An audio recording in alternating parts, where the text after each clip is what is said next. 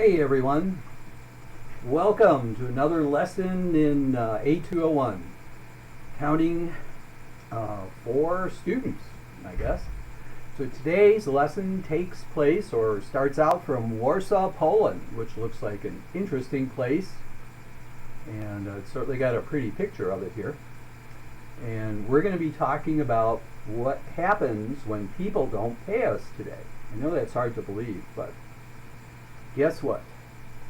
Somebody out there is not going to pay you meaning your company.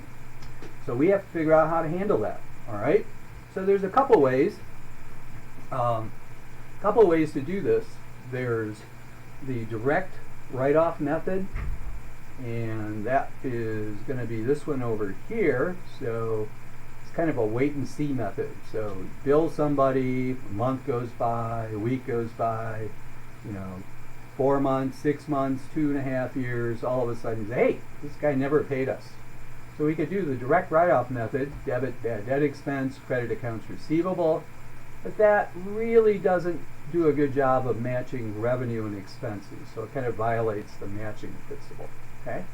So what we typically use and what GAAP calls us to use is the allowance method. All right? The allowance method says we're always going to have an allowance or some amount of accounts receivable on our books that we suspect we're not going to get paid for. All right? So our typical entry for that, and we'll go through that in a minute, I guess I should say our annual method or monthly method is going to be debit bad debt expense and credit the allowance. Okay? That's our annual or whatever method, and we've got 3 ways to calculate that. All right. First way is just a percent of credit sales. So we take some percent of sales, say 1 or 2%, and if that's our number, if our number is $1,000, that's it, $1,000. Debit bad debt expense, credit the allowance. Another method for our annual, or another way to look at our annual method, is percent of accounts receivable. But that way is a little bit more work. We have to find the balance in our allowance account, and that should represent what we think we won't get paid. Our target is going to be sometime our balance of accounts receivable, say 1% of $100,000, that might be $1,000. And then we have to adjust our balance to the target. Okay, so if we have $2,000 in our allowance, we would have to, the allowance is a credit account, so we would have to debit it $1,000, credit bad debt expense $1,000. The third way to work on this, and this one also requires us to know our balance in the allowance account. As we find the balance in our allowance account first, calculate a target balance, and our target would be, say, maybe 1% of those bills are less than 30 days, maybe 2% for bills that are 1 to 30 days past due, 5% for bills that are 30 to 60 days old, 7% for bills that are 60 to 90, maybe 10% for bills that are over 90 days. And we figure out, multiply all that out, come up with what we think our target balance should be. And then again, if we come out with, say, $10,000 and we have a $2,000 balance in our allowance account, we would have to debit bad debt expense $8,000, credit the allowance account $8,000. Okay?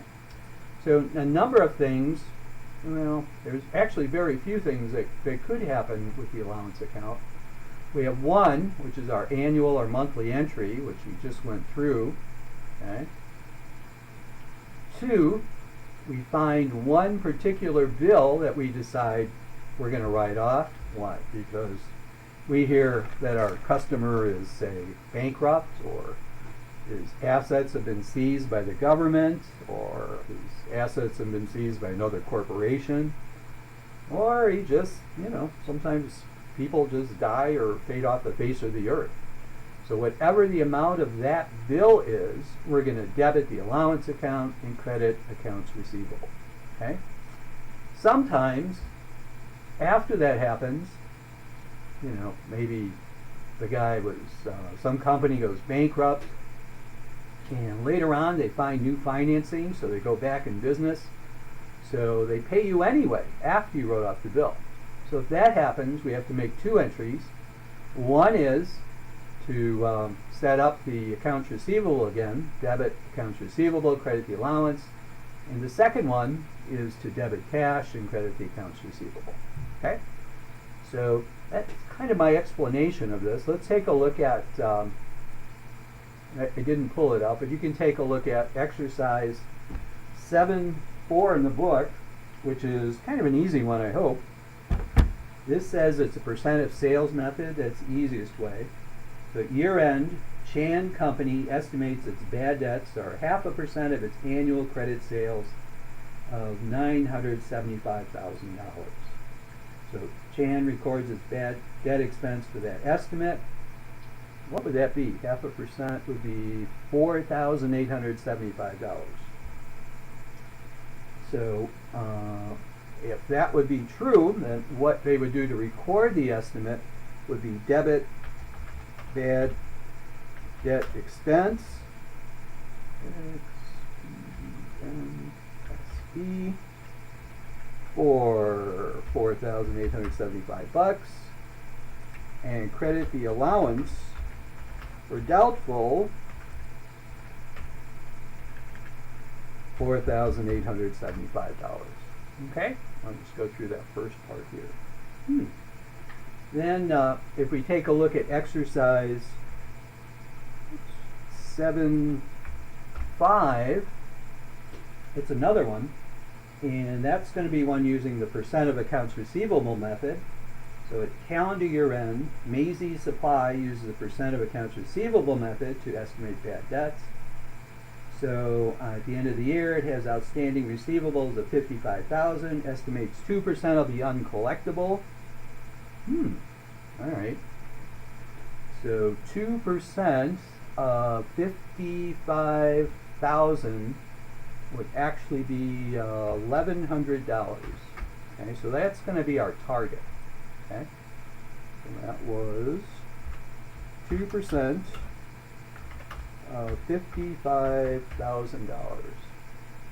so that's our target. So that's what we want the balance to be, the allowance account, when we're done. Then we have to compare it to the actual balance in our allowance account. So if our current balance is, for example, $415,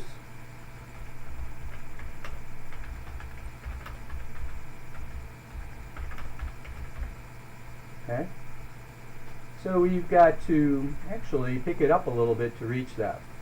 So we're going to subtract, see what the difference is. I don't know what the difference is. Let's go see. It's going to be $1,100 minus the $415. So we've got a $685 difference. So for that $685, we're going to debit bad debt expense,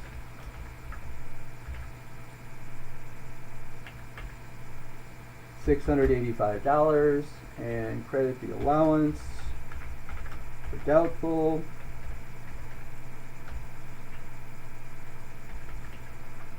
$685. Okay, well, I hope that gives you some idea of how to handle the allowance for doubtful accounts. Thanks.